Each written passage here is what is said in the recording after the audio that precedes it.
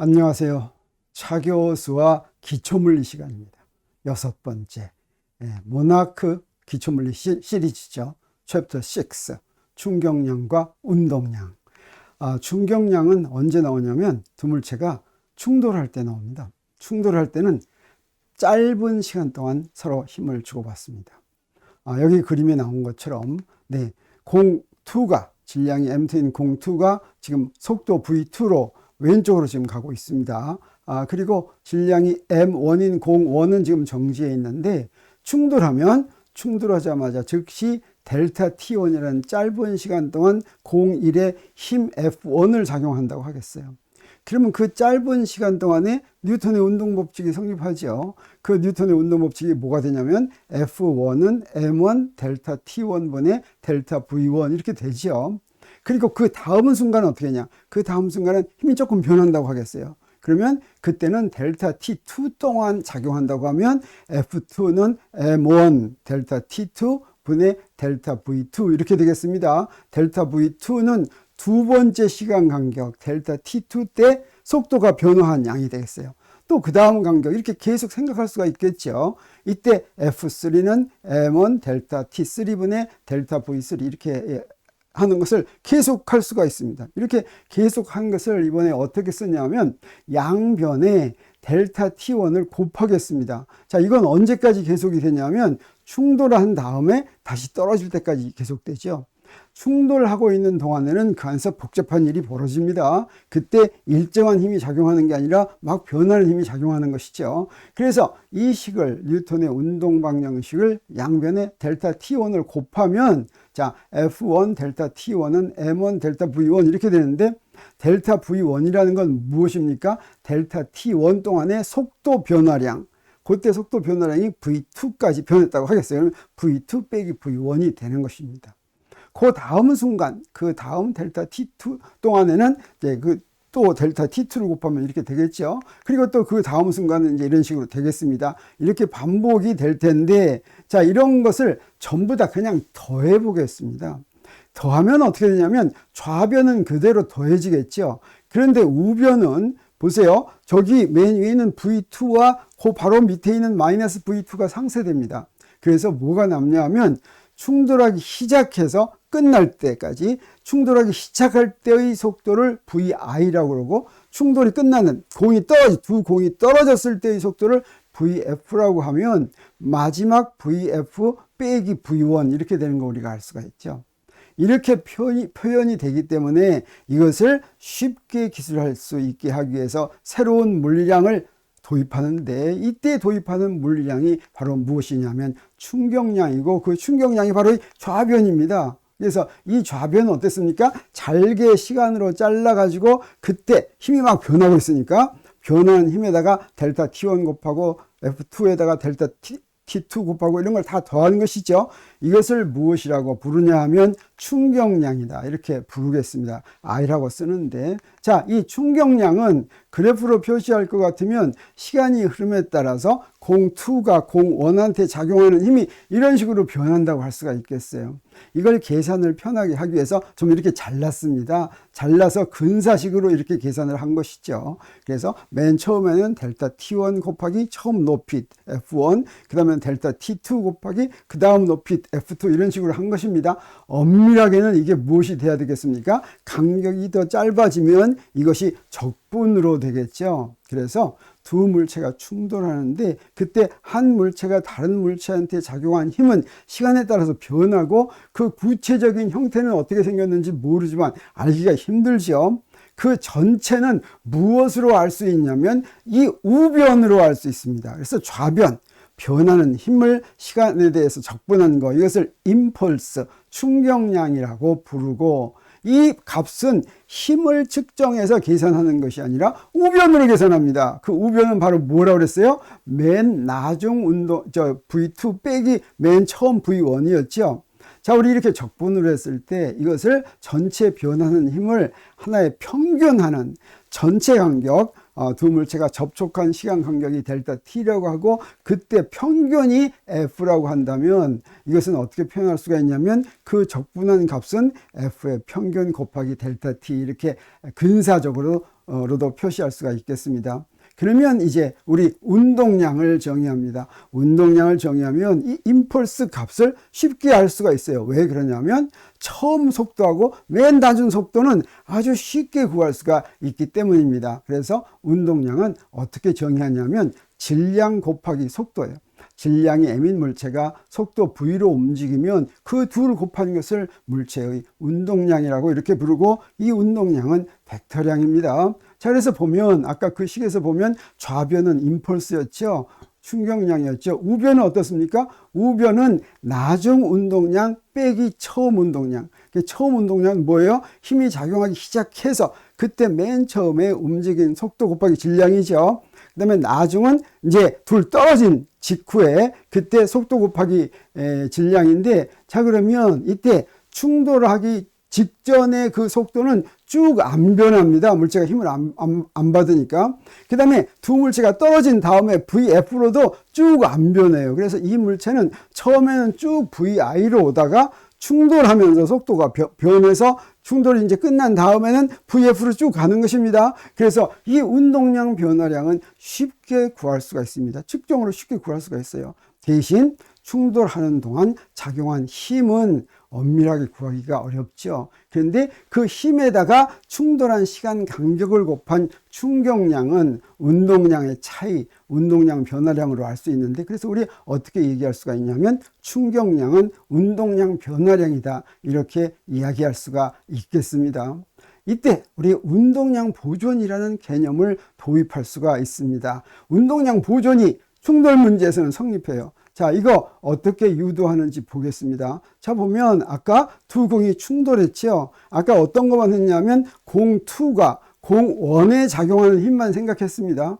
근데 공 2가 공 1에 작용하는 힘이 F12라고 한다면 공 1은 공 2에 힘 작용합니까? 안 합니까? 작용하죠. 그게 바로 반작용이죠. 그 반작용은 어떻습니까? F21인데 그것은 F12하고 크기가 같고 방향이 반대죠. 이건 항상 성립합니다. 자, 그래서 우리 아까 임펄스 사용한 식이 있었습니다. 이 식은 무엇에 대한 식이냐면 공 1에 대한 식이죠. 지금 공 1이 F1, F2 이런 힘을 받았습니다.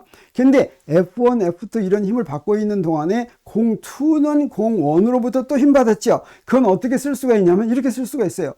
임펄스 2, 공 2에 작용하는 충격량은 F1 대신에 마이너스 F1이겠죠. F2 대신에 마이너스 F2겠죠. F3 대신에 마이너스 F3가 됩니다. 그리고 우변은 어떻게 되냐면 운동량 변화량. 이 운동량 변화량은 두 번째 공 2의 마지막 운동량에서 공 2의 처음 운동량을 뺀 것이 되겠죠. 자, 그래서 우리 어떤 식을 쓸 수가 있냐면 첫 번째 물체의 임펄스와 두 번째 물체의 임펄스 사이에는 어떤 관계가 있습니까? 지금 저 부분을 딱 보니까 어떤 관계가 있어요? 네, 크기는 같고 부호가 반대죠.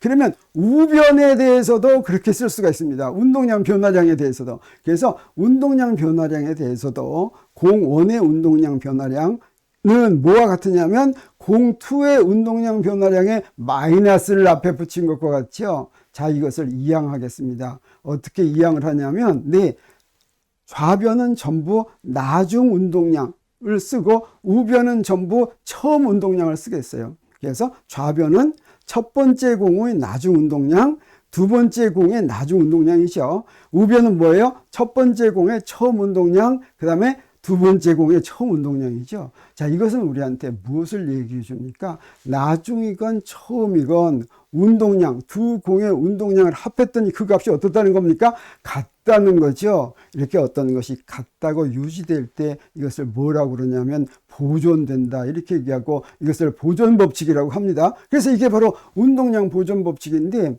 이 운동량 보존법칙은 언제 성립하냐면 어떤 물체가 받는 합력이 0일 때 성립합니다. 그런데 두 물체가 충돌하는 경우에는 우리가 뭐라고 얘기하냐면 외력이 0일 때 또는 내력만 받고 움직일 때 성립한다, 이렇게 얘기합니다. 왜 그러냐면 내력은 다 합하면 0이기 때문에 그래요. 자, 그러면 내력과 외력이 무엇인지 보겠습니다. 내력과 외력은 그냥 안에 작용하는 힘이 내력이고 바깥에 작용하는 힘이 외력이 아니라 물리에서 이렇게 정의합니다. 먼저 물리에서 시스템, 개를 정의합니다. 물체들의 모임입니다. 어떤 물체들의 모임이냐면 내가 운동을 기술하려고 하는 물체들의 모임입니다. 내가 운동을 기술하려고 한다고 하는 이야기는 무슨 얘기냐면 그 물체의 위치 벡터를 구하려고 한다라고 하는 뜻이죠. 뉴턴의 운동방정식을 풀어서 구하는 목표가 뭐냐면 그 물체의 위치 벡터를 시간 함수로 구하는 것입니다. 그래서 뉴턴의 운동 법칙을 적용하려고 생각하는 물체들이다라고 하는 것이에요. 여기 지금 이렇게 물체들이 여러 개 있는데 이 중에서 요 세 개만 개로 내가 정하고 싶다라고 하면 자, 이걸로 내가 개를 정했어요. 그 얘기는 무슨 얘기냐면 이렇게 좌표계를 만든 다음에 첫 번째 물체의 위치 벡터 R1, 두 번째 물체의 위치 벡터 R2, 세 번째 물체의 위치 벡터 R3를 내가 구하고 싶다라고 하는 것입니다. 자, 네 번째 M4는 구할 수도 없지만 관심도 없습니다. 그렇지만 저 M1, M2, M3한테 M4가 힘을 작용할 수는 있겠습니다. 그랬을 때 이것을 개라고 하는데 이렇게 개로 정하면 위치 벡터를 구하는 것이 관심의 대상이 됩니다. 그러면 이때 개를 정하면 내력의 개념이 나옵니다. 내력이란 뭐냐면 개에 속한 물체들 사이에 작용하는 힘입니다. 힘은 반드시 물체 A가 물체 B한테 한 물체가 다른 물체에 작용하는 거죠. 그래서 힘 작용하려면 반드시 두 물체가 있어야 됩니다. 근데 이 두 물체가 한 개에 속했을 때 그것을 내력이라고 부릅니다. 지금 여기서 M1, M2, M3를 개로 정했다고 그랬어요. 그러면 어떤 힘들? 자, 이것들 사이에 작용하는 힘들. 그래서 우리가 힘을 표시할 때 FAB 이렇게 표시하시죠. 이건 B가 A한테 작용하는 힘이다 이렇게 얘기한다면 이 힘들은 어떻게 쓸 수가 있냐면 F12, F21, F13, F31, F23, F32 이렇게 쓸 수가 있습니다. 자, 이런 것들이 내력이 되는데 이 내력은 어떤 특징이 있냐면 이 6개의 내력을 전부 다 합하면 0입니다. 왜 그러겠습니까? F12와 F21은 작용 반작용이죠. 그 두 개 합하면 0이죠. 또 F13와 F31도 합하면 0이죠. 자, 이런 식으로 내력에는 반드시 작용 반작용의 쌍이 거기에 포함되어 있어서 내력의 합은 항상 0이다 라고 얘기할 수가 있습니다. 그러면 이제 우리 외력에 대해서도 알 수가 있겠어요. 어떤 게 외력입니까? 여기 이렇게 개가 있는데 개 바깥에 있는 물체가 개에 있는 물체에 작용하는 힘, 이것을 외력이라고 부릅니다. 이 경우에는 F14, F24, F34 이런 것들이 외력이 되겠어요. 예를 들어서 지구의 운동을 기술하려고 하는데 여기 행성들이 있고 태양이 있습니다. 행성들의 운동은 내가 다 구하고 싶으면 행성들이 내 개라고 한다면 태양이 행성을 잡아다니는 힘은 외력이 되겠어요. 왜 그러냐면 태양은 그냥 원점에 좌표계의 원점에 딱 놔두죠. 그것이 어디에 그것의 운동을 우리 구하려고 하지 않죠. 이렇게 내력과 외력은 내가 개를 어떻게 정하느냐에 따라서 또는 내가 관심의 대상을 갖는 물체가 무엇이냐에 따라서 외력과 내력이 달라진다 이렇게 얘기할 수가 있겠습니다. 자, 그러면 지금 배운 충격량과 운동량 그리고 운동량 보존 법칙만 가지고 많은 문제를 풀 수가 있습니다. 먼저 예제 하나 보겠어요. 여기에 이렇게 M1과 M2가 있는데 왼쪽으로 속력 V1으로 움직이는 질량 M1이 공이 오른쪽으로 V2는 오른쪽으로 또 V2로 움직이죠. 질량이 M2인 공하고 충돌해서 두 공이 붙어서 움직인다. 충돌 후 두 공의 속도를 구하라. 이런 문제가 있다면 자, 이거 충돌 문제죠. 충돌 문제면 운동량 보존 법칙이 성립합니다. 그러면 운동량 보존 법칙을 이용해서 충돌 후에 속도를 구할 수가 있는데 충돌 후에 두 개가 붙어서 움직이니까 어떻습니까? 두 공의 속도가 같죠. 그러니까 속도 하나만 구하면 되죠. 식 하나만 있으면 되죠. 네, 운동량 보존 법칙 하나만 있으면 구할 수 있다는 걸 알 수가 있겠습니다. 그래서 처음 운동량은 M1V1 더하기 M2 V2니까 요거 여기 문제에서 준 걸 집어넣을 것 같으면 계산하니까 얼마입니까? 0.04 킬로그램 미터 퍼 세크. 자, 이런 거 단위 붙일 때 우리 항상 SI 단위가 이렇게 붙이면 편합니다. 그리고 나중 운동량은 어떻게 됩니까? 나중 운동량은 두 개가 속도가 같죠. 그래서 M1VF 더하기 M2VF인데 VF로 이렇게 빠집니다. 그리고 M1하고 M2는 아니까 이게 0.5VF 이렇게 되겠죠. 그러면 운동량 보존 법칙이 바로 뭡니까? 두 개가 같다고 하는 것이니까 여기서부터 바로 VF를 구할 수가 있습니다. 그러면 여기서 네, 0.08 미터 퍼 세크가 된다라고 하는 것을 우리 금방 알죠. 네, 두 번째 예제를 한번, 자, 그리고 여기서 이 속도가 플러스로 나왔다라고 하는 것은 오른쪽으로 움직이는 것이다 라고 하는 얘기를 이제 한 것입니다. 왜 그러냐면 우리 왼쪽은 저기서 마이너스로 표현했죠. 그래서 답이 플러스로 나오면 지금 오른쪽으로 움직이고 있다, 이런 뜻이 되겠습니다. 자, 두 번째는 질량이 0.01kg인 탄환이 정지해 있는 질량이 0.1kg이 나무 토막에 박혀서 함께 날아간다. 이것도 충돌 문제죠. 그리고 함께 날아가니까 충돌 후에 같이 갑니다. 이것도 똑같은 충돌 문제니까 뭐가 성립합니까? 운동량 보존 법칙이 성립합니다. 그래서 처음 운동량은 주어진 걸 그대로 다 적용했더니 이렇게 나왔습니다. 자, 계산합니다. 그러면 운동량의 단위는 킬로그램 미터 퍼 세크 이렇게 되겠어요. 그 다음에 나중 운동량은 모르지요, 속도는. 그래서 M1 더하기 M2 VF 같이 박혀서 가니까 같이 가니까 이렇게 얘기할 수가 있겠어요.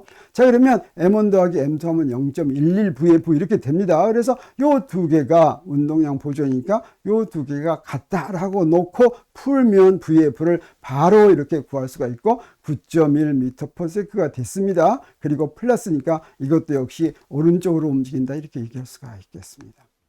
자, 우리 지금 충돌 문제를 배웠는데 충돌 문제는 탄성 충돌과 비탄성 충돌 이렇게 두 가지로 나뉩니다. 탄성 충돌이란 뭐냐면 충돌 문제에서 운동량은 탄성 충돌이건 비탄성 충돌이건 항상 성립합니다.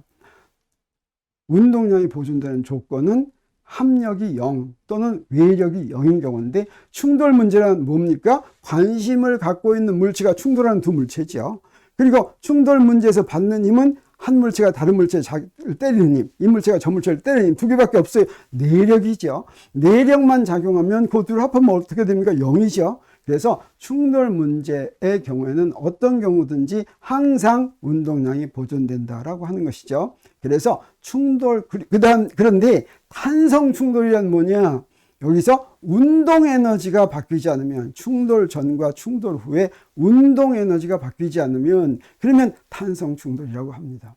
운동 에너지는 어떠냐면 충돌 과정에서 일을 해가지고 운동 에너지 중에서 일부가 열로 손실이 되면 그러면 운동 에너지가 충돌 전보다 더 작게 됩니다. 그런 경우를 비탄성 충돌이라고 얘기하고, 그래서 탄성 충돌에서는 운동량 보존과 함께 무엇도 성립하냐면 이렇게 운동 에너지, 충돌 전에 운동 에너지와 충돌 후에, 그러니까 충돌 전에 두 물체의 운동 에너지와 충돌 후에 두 물체의 운동 에너지가 같다고 이렇게 놓으면 되는 것입니다. 자, 그러면 그런데 충돌 후에 운동 에너지가 감소하는 경우가 있어요. 이걸 비탄성 충돌이라고 하고, 그 다음에 감소할 때 최대로 많이 감소하는 경우가 있습니다. 근데 최대로 많이 감소하더라도 운동 에너지가 0이 될 수는 없어요. 왜 그러냐면 운동량 보존을 만족하기 위해서는 충돌 후에도 움직여야지 됩니다.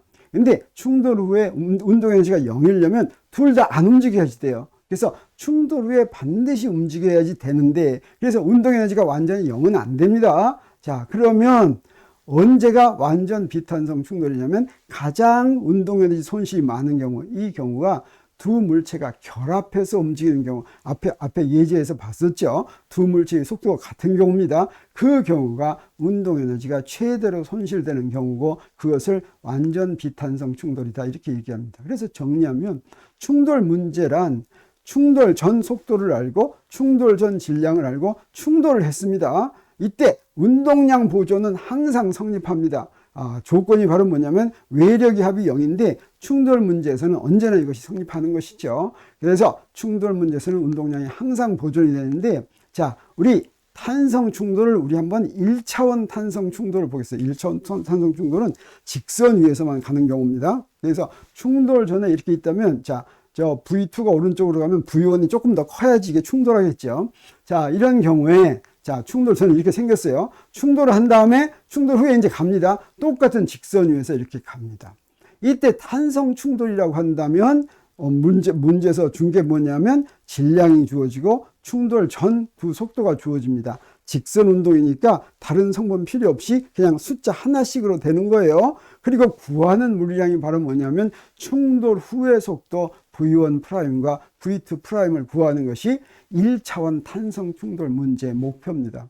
근데 구하는 거 두 개니까 식이 몇 개 필요하겠습니까? 식이 두 개 필요하죠. 그거 무엇을 이용하면 되겠습니까? 운동량 보존하고 운동에너지 보존하면 풀 수가 있는 것입니다. 그래서 이 두 식을 이용하면 1차원 탄성 충돌 문제는 언제든지 풀 수가 있습니다. 그래서 그 식을 한번 여기다 쓰겠어요.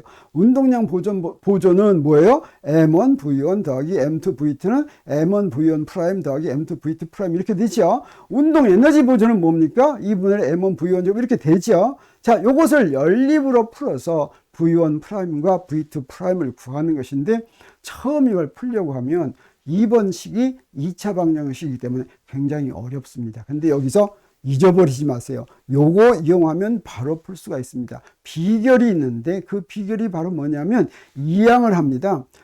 좌변에는 첫 번째 물체에 대한 항만으로, 우변에는 두 번째 물체에 대한 항만으로 이항을 합니다. 어떻게 한다는 뜻이냐면 1번식은 여기 M1 V1 V1', 첫 번째 물체죠. 는 마이너스 M2 V2 V2' 이렇게 바꿨습니다.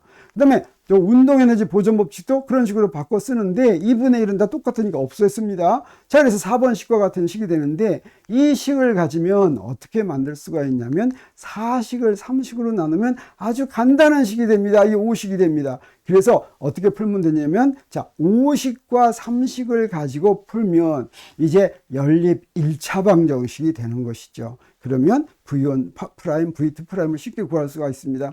알았죠? 네, 그래서 좌변은 전부 다 첫 번째 물체, 우변은 전부 다 두 번째 물체로 바꿔 쓴 다음에 한 식을 다른 식으로 나누면 딱 이 식이 나오는 거예요. 2차식을 1차식으로 나누면 딱 이 식이 그냥 나와버리는 것입니다. 자, 어떻게 구하면 되냐면 자, 여기서 그 3번하고 5번에서 무엇을 지금 없앨 예정이냐면 M1이 들어가 있는 항을 없애려면 M1을 곱해가지고 5번씩하고 해서 더해주면 뭐가 나오냐면 V2'이 딱 튀어나옵니다. 그래서 이 V2'에 대해서 정리하면 이게 답이 딱 나오겠어요.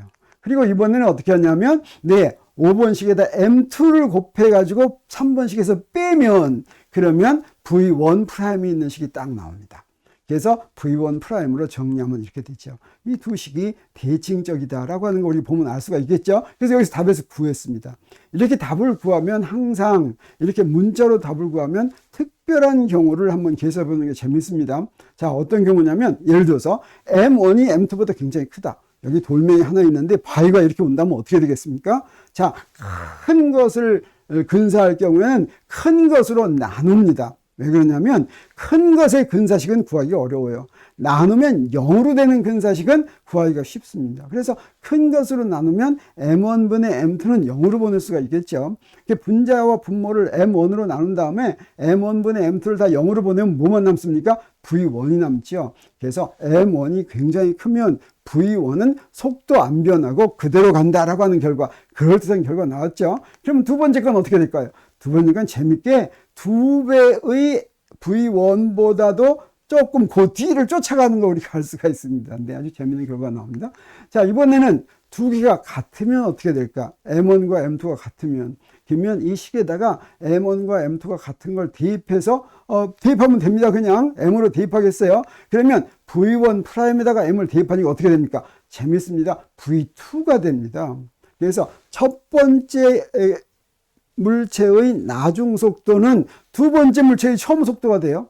자, 그러면 V2'은 어떻게 될까? M을 대입하면 V1이 됩니다. 그래서 두 번째 물체의 나중 속도는 첫 번째 물체의 처음 속도가 됩니다. 이걸 뭐라고 부르냐면 속도 교환이라고 부르는데, 이거는 어떻게 해서 이런 결과가 나왔습니까? 이런 결과가 나오는 조건이 바로 무엇입니까?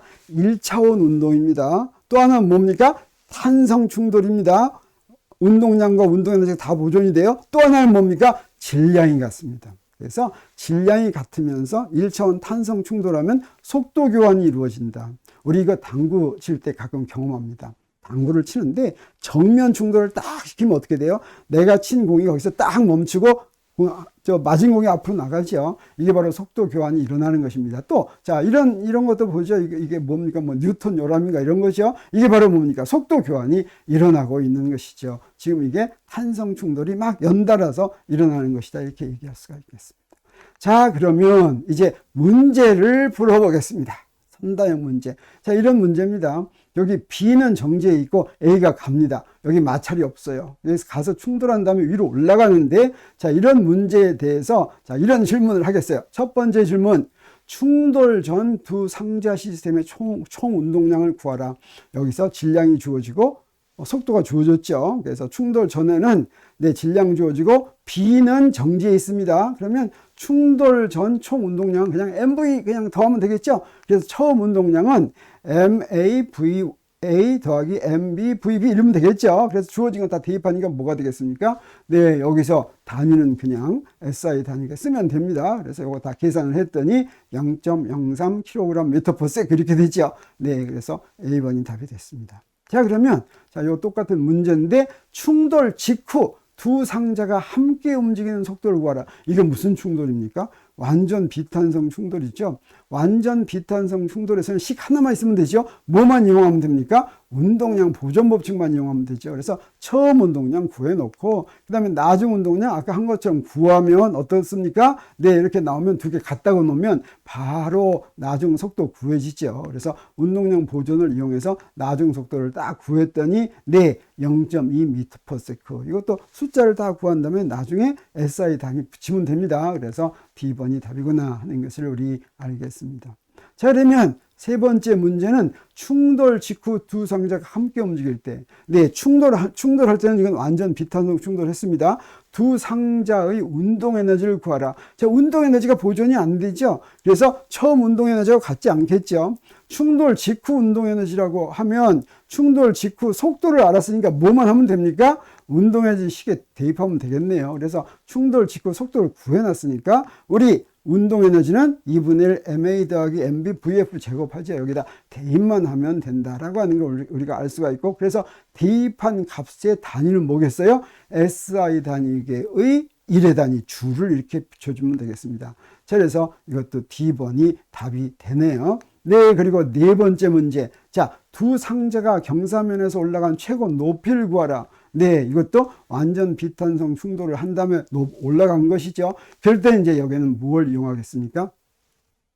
에너지 보존 법칙을 이용해야 되겠네요. 아까 나중 운동 에너지를 구해놨죠. 그리고 나서 최고점에서는 어떻게 됩니까? 잠시 멈추는 거죠. 그러니까 뭐만 있습니까? 포텐셜 에너지만 있는데, 네, 에너지가 보존이 되려면 두 개가 같아야 되니까 사실은 여기서 질량은 둘이 상쇄돼 버리고 뭐만 남습니까? 자, H를 구하려면 H는 2G분의 VF 제곱 이렇게 하면 됐네요. 자, 그래서 이렇게 해서 0.002m 네, 구했습니다. 그리고 이 문제 마지막으로 두 상자에 대해 옳게 말한 것을 고르라. 두 상자가 충돌하는 동안 운동 에너지가 보존된다.